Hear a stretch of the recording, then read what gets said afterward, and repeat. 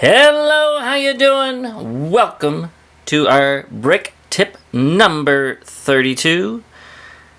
I had a few people ask me about different ways to make waves and splashes and different water effects. So continuing on from yesterday's waterfall tip, I am going to be talking about how to make a big splash. So let's reset the camera and I can start explaining how I did this and tear it down so you can see. I'll be right back. Okay, so let's get Mr. Studs out of the water so I can start explaining this to you. First thing you're going to notice is that big hole there.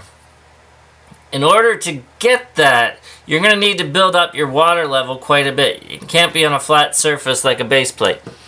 So to do that with the waterfall I had yesterday and the cliff face, I went up by 1 brick width, but you can definitely go higher if you want to create a bigger effect.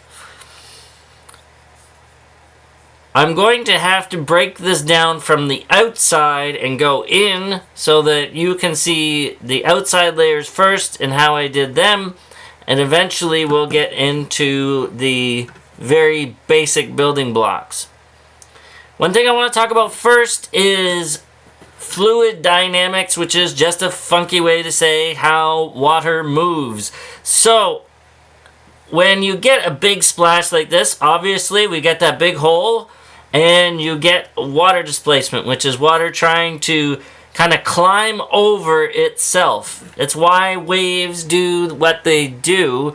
When you get a big wave coming in from the beach, if you look out into the ocean, it doesn't look like there's any waves, but then when you come to the beach, you get a wave going this way because it's rebounding off the shore, and then you get another wave coming up behind it, and that is what creates that motion of a wave curling over itself. It's actually colliding with another wave. So when you do a big splash, you've got to think about that water that's getting displaced, that's getting pushed out, and then there's water underneath it that is pushing that wave over. There's your physics lesson for the day. So to do that, you have to kind of create a stepped up effect, and I use a lot of cheese wedges here, and that's to kind of represent those little droplets and tendrils at the edge of a splash you'll always see, especially a big splash.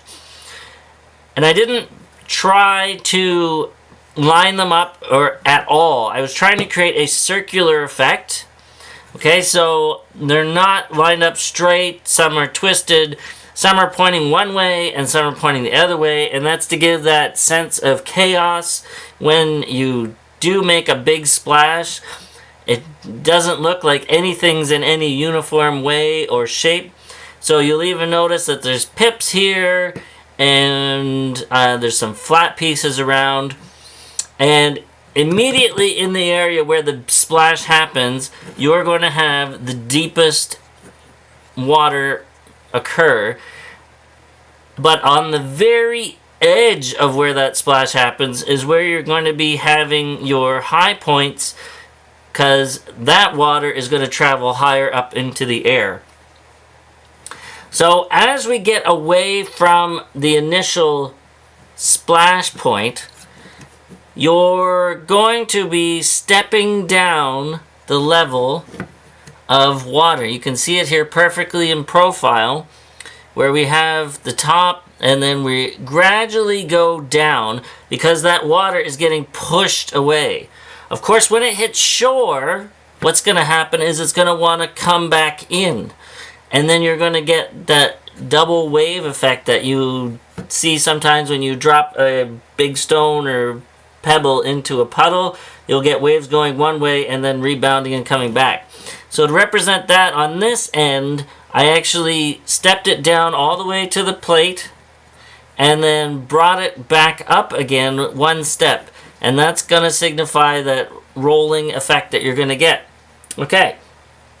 Now that that's said, we're going to go to our colors here, and you'll notice I put white in, I put light blue, I put dark blue.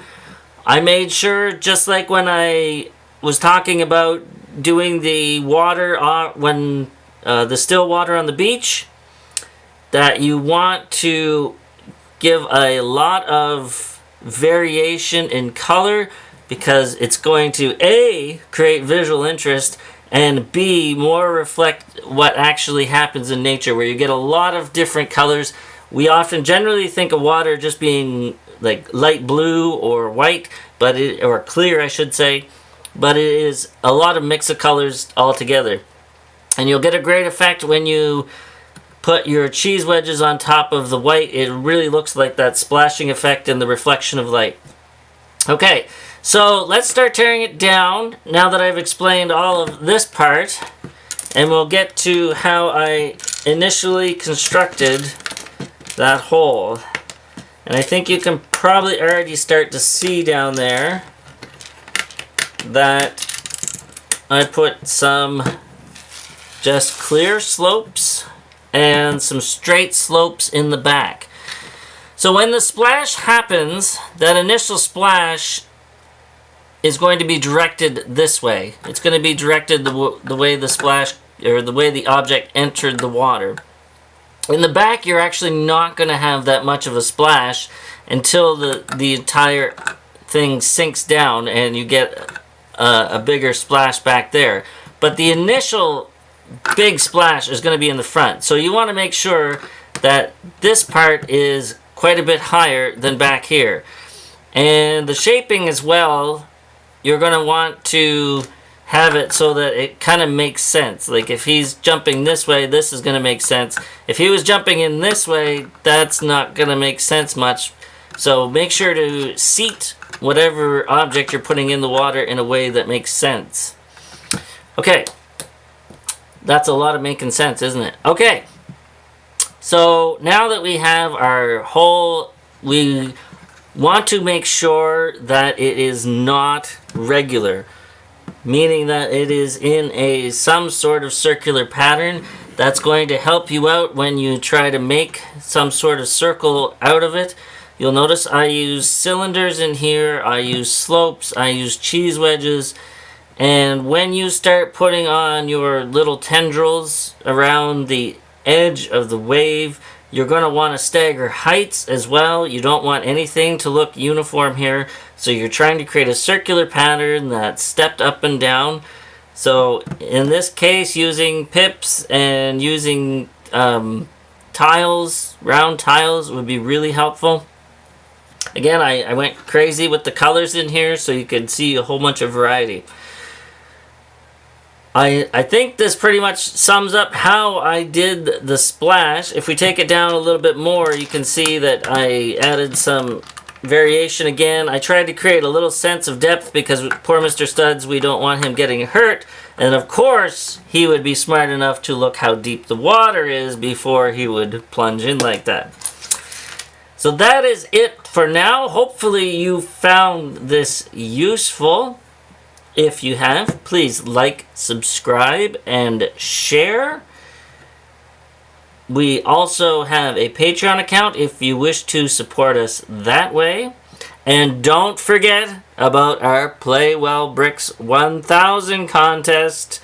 Make sure to share this channel out to as many people as you can so that you get your chance to win that $100 Canadian gift card from Lego and the VIP set. Thanks for watching. Have a fantastic day. Keep dreaming of bricks. Bye-bye.